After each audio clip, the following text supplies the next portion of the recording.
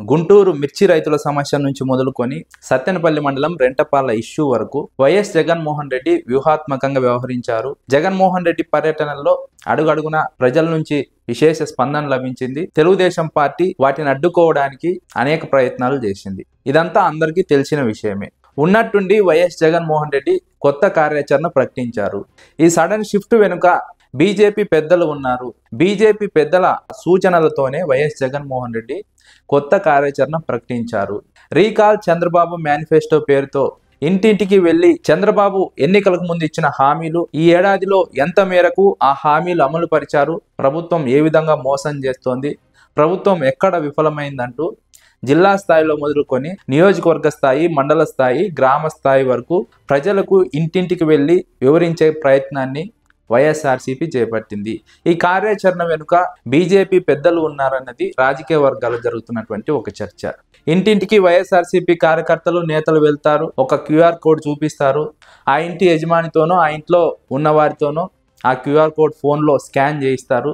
వెంటనే ఆ ఇంటి యజమానికి చంద్రబాబు ప్రభుత్వం ఏడాదిలో చేసినటువంటి మోసాలు, ఎన్నికల్లో ఇచ్చినటువంటి హామీలు, వాటి అమలులో విఫలమైనటువంటి తీరు, ఫలితంగా ఒక్కో కుటుంబం ఎంత మేర ఏడాదిలో నష్టపోయింది అనే అంశాన్ని స్పష్టంగా ప్రజలకు వివరించే ప్రయత్నము వైఎస్ఆర్సీపీ క్యాడర్ చేయబోతోంది. ఈ నిర్ణయం వెనుక, ఈ సడన్ షిఫ్ట్ వెనుక, వైఎస్ జగన్మోహన్ రెడ్డి వ్యూహాత్మక నిర్ణయం వెనుక బీజేపీ పెద్దలు ఉన్నారన్నది జాతీయ స్థాయి మీడియాతో పాటు తెలుగు మీడియాలో జోరుగా జరుగుతున్నటువంటి చర్చ.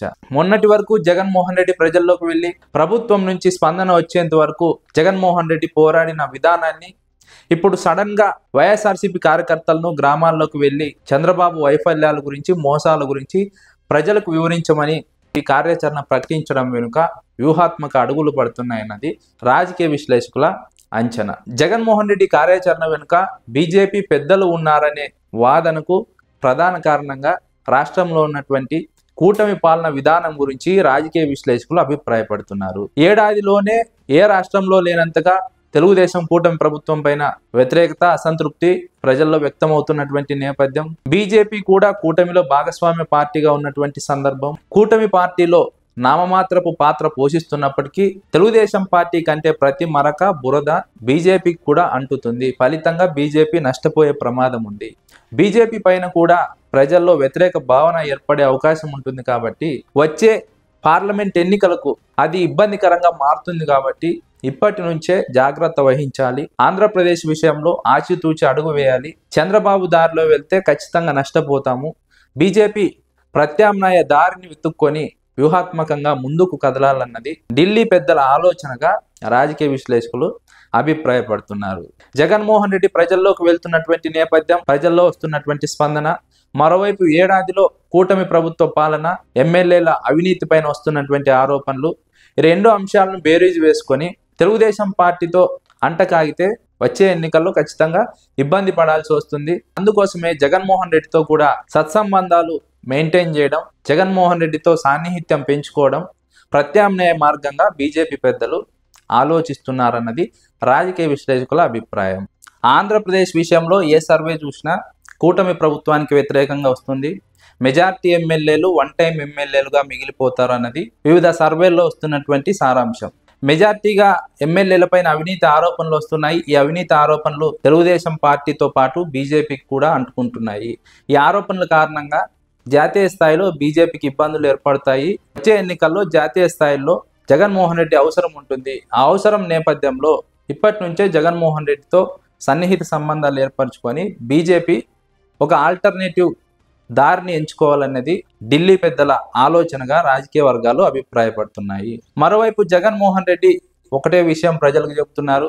జగన్మోహన్ రెడ్డి హయాంలో సంక్షేమ పథకాలు ఎలా అమలయ్యాయి, ఫిల్టర్ లేకుండా ప్రజలకు నేరుగా ఎలా చేరువయ్యాయి, ప్రజల వద్దకు పాలన ఎలా తీసుకొచ్చారు, ఈ అంశాలతో పాటు చంద్రబాబు ఎన్నికల్లో ఎలాంటి హామీలు ఇచ్చారు, అధికారంలోకి వచ్చిన తర్వాత ఆ హామీలను ఎలా నెరవేర్చారు, ఎలా విఫలమయ్యారు, తద్వారా ప్రజలు ఎంత మేర నష్టపోయారు అనే అంశం పైన నిర్ణయాన్ని ప్రజలకే వదిలేస్తున్నారు.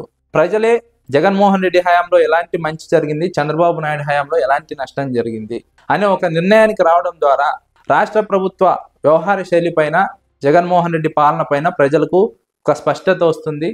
చంద్రబాబు పాలనలో జరిగినటువంటి అవినీతి, అక్రమాలు ఎన్నికల్లో ఇచ్చినటువంటి హామీలు, వాటిని అమల్లో విఫలమైనటువంటి తీరు, ఇవన్నీ కూడా ప్రజలకు స్పష్టంగా అర్థమవుతాయన్నది రాజకీయ విశ్లేషకుల అభిప్రాయం. మరోవైపు చంద్రబాబు నాయుడు జగన్మోహన్ రెడ్డిని పరోక్షంగా ప్రస్తావిస్తూ ఆ భూతాన్ని భూస్థాపితం చేస్తా అంటూ మాట్లాడడం మేకపోతు గాంభీర్యంగా రాజకీయ విశ్లేషకులు అభిప్రాయపడుతున్నారు. మోదీ గురించి చంద్రబాబుకు తెలుసు, చంద్రబాబు గురించి మోదీకి తెలుసు, జగన్మోహన్ రెడ్డి పట్ల మోదీ వైఖరి కూడా చంద్రబాబుకు తెలుసు. అయినప్పటికీ ఉత్తర కుమార ప్రగల్భాలు పలుకుతున్నారు. జగన్మోహన్ రెడ్డికి మోదీకి ఉన్నటువంటి సన్నిహిత సంబంధాల విషయంలో చంద్రబాబుకు స్పష్టత ఉంది. అయినప్పటికీ జగన్మోహన్ రెడ్డిని భూస్థాపితం చేస్తా అనే ఒక ఉత్తర కుమార ప్రగల్భాలు పలుకుతున్నారన్నది రాజకీయ విశ్లేషకుల అభిప్రాయం. మరోవైపు చంద్రబాబు నాయుడుకు జగన్మోహన్ రెడ్డిని ఎలా ఎదుర్కోవాలనే విషయంలో మాత్రం స్పష్టత లేదు, అర్థం కావడం లేదు. మోదీని అడ్డు పెట్టుకొని జగన్మోహన్ రెడ్డిని జైలుకు పంపి ఇబ్బంది పెట్టాలని ప్రయత్నం చేసినప్పటికీ అది సాధ్యం కాలేదు. అందుకోసమే ఇప్పుడు చంద్రబాబుకు జగన్మోహన్ రెడ్డి విషయంలో ఎలాంటి వైఖరిని తీసుకోవాలి, ఏ విధంగా ముందుకు పోవాలనే అంశంలో ఒక స్పష్టత లేదు, గందరగోళం ఉంది, భవిష్యత్తు పైన భయం ఉంది. అందుకే జగన్మోహన్ రెడ్డిని ఏ విధంగానైనా సరే అరెస్టు చేయించాలన్నది, ఇరికించాలన్నది చంద్రబాబు నాయుడు కుట్రగా రాజకీయ వర్గాలు అభిప్రాయపడుతున్నాయి.